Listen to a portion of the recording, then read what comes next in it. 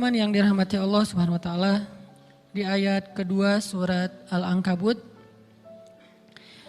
Allah menyampaikan sebuah sindiran. Allah nyindir dengan bahasa, emangnya manusia pikir Allah akan biarin aja mereka mengatakan kami telah beriman, sementara mereka tidak diuji. Ini Allah lagi menyindir orang-orang yang selama ini berputus asa setelah beriman. Berputus asa setelah berhijrah. Berputus asa dan mengeluh setelah bertaubat.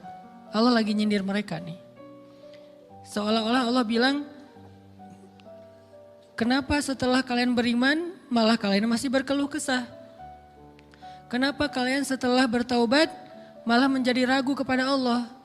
Kenapa kalian setelah berhijrah malah jadi labil? Bukankah harusnya setelah kalian menyatakan kami taubat, kami hijrah, kami beriman, harusnya iman kalian makin mantap? Dan bukti bahwa iman kalian mantap apa? Bahwa ketika kalian diuji, kalian sama sekali tidak goyah. Jadi Allah Subhanahu wa taala seolah-olah mengatakan bahwa ujian adalah tabiat iman. Bahwa ujian adalah tabiat iman. Bisa diuji dengan ujian yang kita tidak suka, bisa juga diuji sebaliknya dengan ujian yang kita suka. Bisa diuji dengan ujian yang sifatnya fisik, bisa diuji dengan ujian yang sifatnya harta, bisa juga diuji yang lebih berat lagi dengan ujian yang sifatnya perasaan. Yang jelas semuanya diuji. Bisa diuji dengan ujian musibah, bisa juga diuji dengan godaan-godaan dari syaitan yang melalui hawa nafsu kita. Bisa diuji dengan kemarahan, dipancing oleh orang lain untuk marah, dipancing di sosmed untuk ngebalas komen-komen mereka, dipancing untuk berdebat, dipancing untuk akhirnya kita saling menjudge, saling menjatuhkan, saling menjelekkan. Ini semuanya bentuknya ujian. Makanya Allah Subhanahu wa taala mengatakan di pembukaan surat Al-Ankabut, kalau ujian itu adalah tabiat iman. Ujian dan keimanan itu nggak bisa dipisahkan. Apa hubungan antara iman dengan sabar? Sehingga Allah Subhanahu wa taala menilai keimanan seseorang itu dengan cara mengujinya. Apa hubungan antara iman dengan sabar?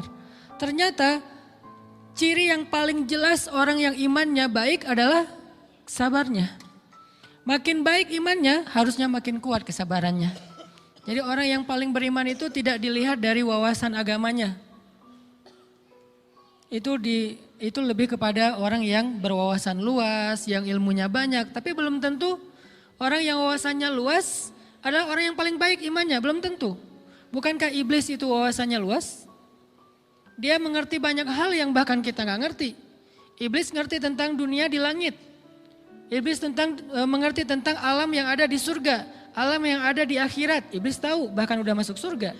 Jadi ilmu iblis lebih banyak daripada kita sekarang. Tapi kenapa iblis malah tidak sebanding antara ilmunya, wawasannya dengan ketakwaan dan kesolehannya? Karena iblis tidak sabar dengan sebuah ujian. Ujian iblis apa? Eksis.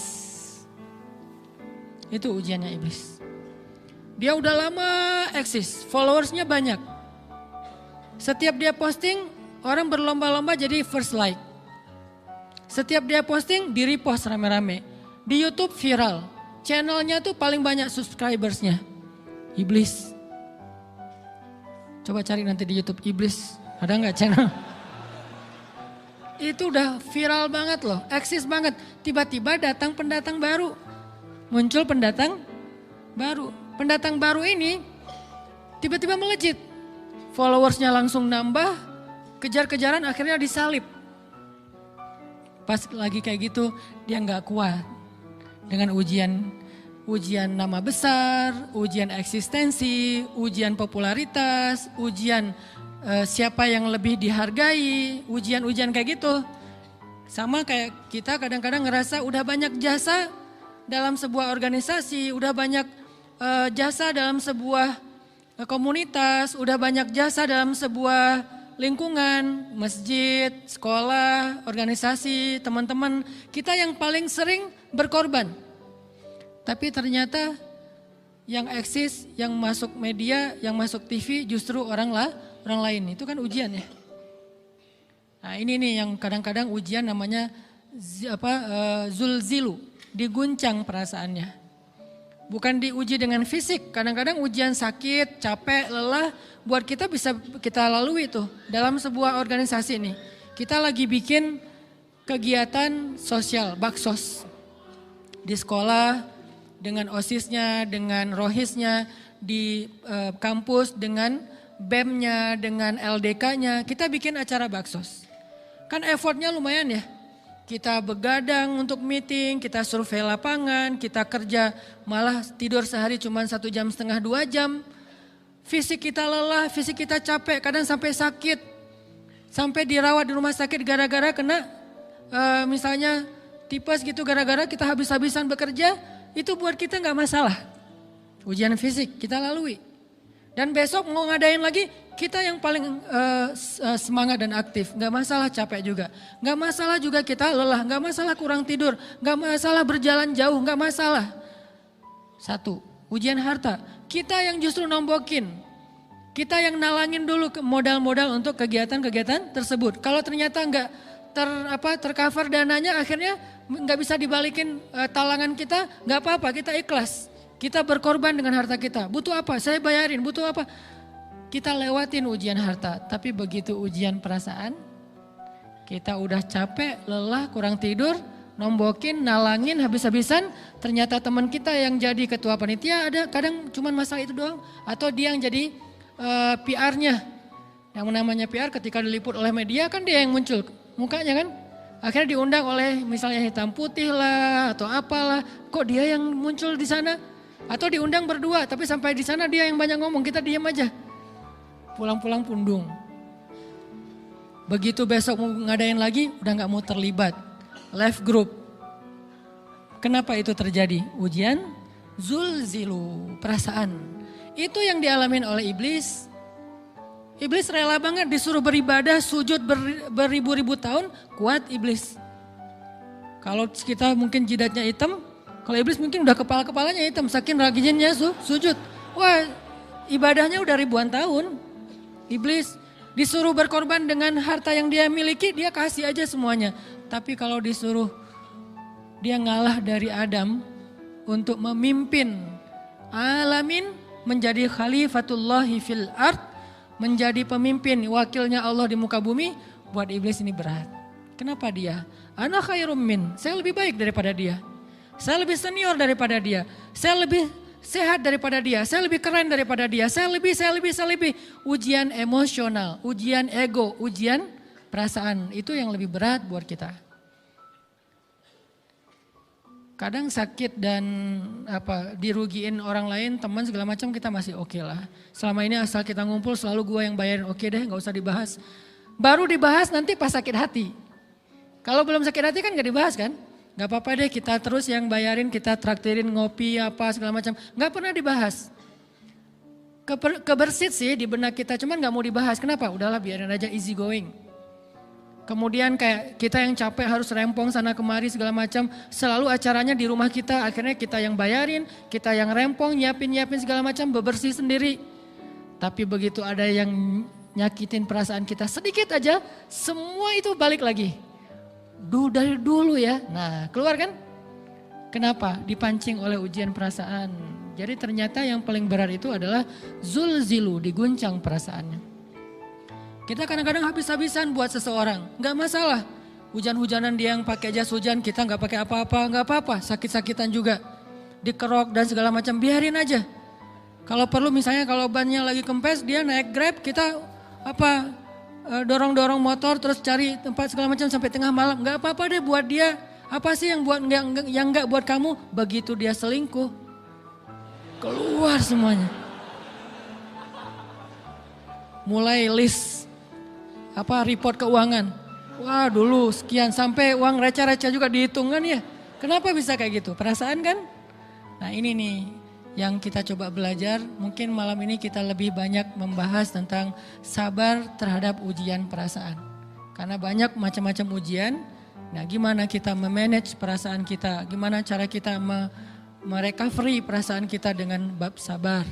Insya Allah nanti akan kita lanjutkan setelah selesai sholat isya. Barakallah. Bismillahirrahmanirrahim. Teman-teman yang dirahmati Allah Subhanahu wa taala, kita lanjutkan tentang masalah sabar. Terutama sabar zulzilu, ketika kita diuji dengan ujian ego, marah, perasaan, sakit hati, yang kayak gitu-gitu. Ini ujian jauh lebih berat daripada ujian fisik dan ujian harta. Termasuk rasa cinta, rasa benci, kadang itu menjadi ujian. Kenapa ujian bikin kita jadi tidak lagi logis, nggak realistis, dan kadang-kadang mengabaikan hal-hal nilai-nilai yang kita selama ini pegang sebagai satu kebenaran. Kita ngabaikan batasan-batasan syariat. Ini semuanya ujian dari Allah Subhanahu wa taala. Sehingga tidak disebut orang yang beriman kecuali ketika Allah Subhanahu wa taala melihat dia sabar dalam ujian. Kalau dia nggak sabar dalam ujian, malah di dalam pembukaan surat Al-Ankabut tadi Allah menggolongkan mereka termasuk orang-orang yang munafik. Apa arti yang orang munafik? Orang yang mengaku beriman tapi sebetulnya dia tidak beriman. Apa salah satu buktinya? Dia tidak sabar. Jadi kalau kita mau menilai diri kita mukmin atau munafik, dan ini bukan materi untuk menjudge orang lain, oh ternyata dia itu munafik, bukan. Lagi-lagi konsep kita belajar itu angle-nya untuk diri kita sendiri. Saya sangat tidak merekomendasikan kita belajar untuk mendapatkan kaca pembesar, mencari-cari kesalahan saudara kita. Tapi kita belajar untuk semakin bisa bercermin untuk menemukan aib dan kekurangan diri kita. Jadi semakin kita tahu ilmu agama, semakin kita tahu ayat dan hadis, semakin kita punya cerminan untuk menilai diri kita dan memperbaiki diri kita. Bukan nyari kaca pembesar untuk memperjelas aib-aib dan kesalahan orang lain. Kalau kita pengen menilai diri kita ini orang yang mukmin atau munafik, caranya lihat aja kita sabar nggak nih, terutama dalam masalah emosional. Dalam masalah ego, dalam masalah marah, dalam masalah hawa nafsu, dalam masalah perasaan cinta, dalam masalah benci segala macam. Masih bisa nggak kita adil bahkan kepada orang yang kita benci?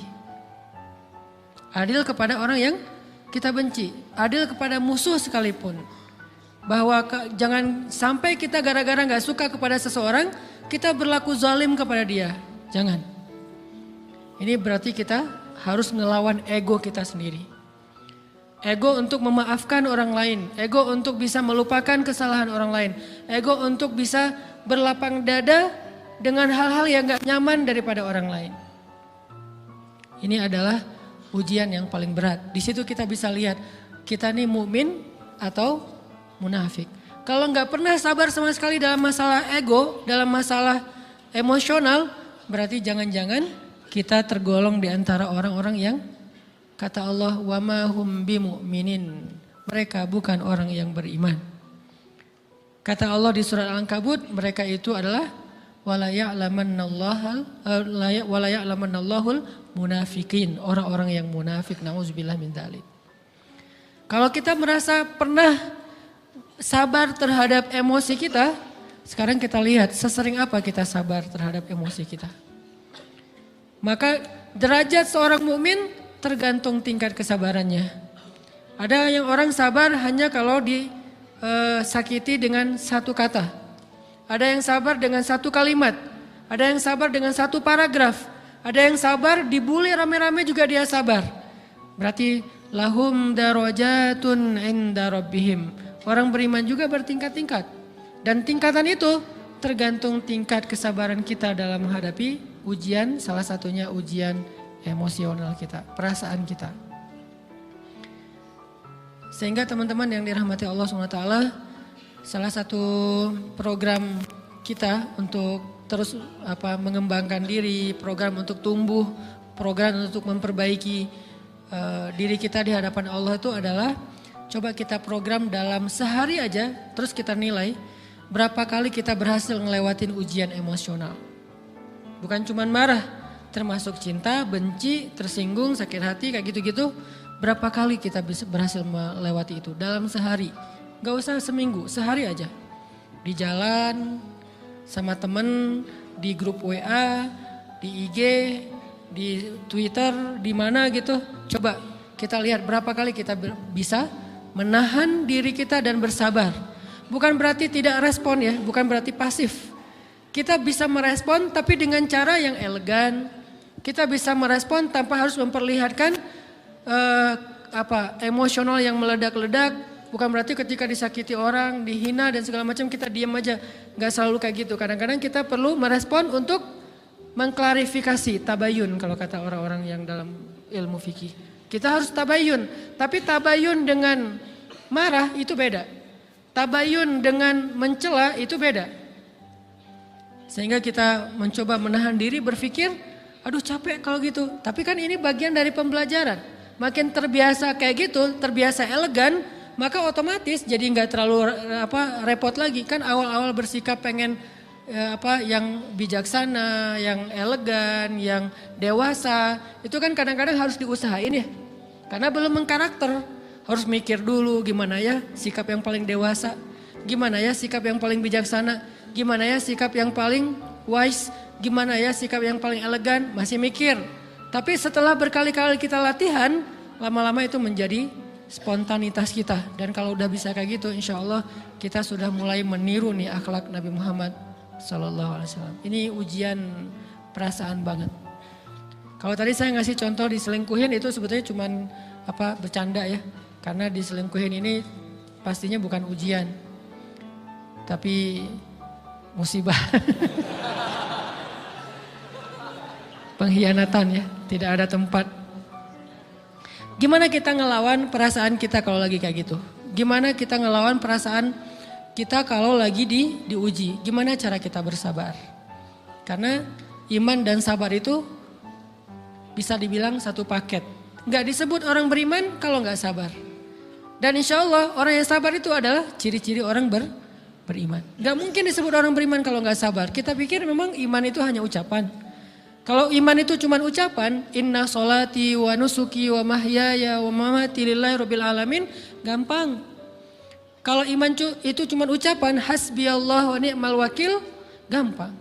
Kalau iman itu cuma ucapan, la haula wa la quwata illa billah, gampang. Kalau iman itu cuma ucapan iyyaka na'budu wa iyyaka nasta'in, gampang. Tapi Allah mengatakan wa ma hum bimu'minin. Ahasiban nasu ayyutraku ayyaqulu amanna wa hum la yuftanun. Emangnya cukup dengan hanya mengatakan kami telah beriman lalu tidak diuji? Ternyata iman adalah sabar dalam ujian. Jadi nggak mungkin orang disebut beriman sementara dia tidak sabar, sementara dia emosional, sementara dia temperamen, sementara dia orangnya meledak-ledak, sementara dia orangnya mengeluh, sementara dia orangnya berputus asa. Nggak mungkin. Karena ulama mengatakan la tayasu, jangan berputus asa. Fa innal ya's laisa min akhlaqil muslim atau mu'min. Karena sesungguhnya keputusasaan bukan di antara akhlak orang yang beriman. Orang yang beriman itu tidak pernah berputus asa. Serumit apapun masalah kita, kalau kita punya yakin sama Allah bahwa Allah ala kulli syai'in qadir, maka kita pasti akan punya harapan. Kalau kita yakin bahwa Allahu Akbar, sebesar apapun masalah kita, Allah lebih besar daripada masalah kita kan? Bukankah kita mendengar Allahu Akbar, Allahu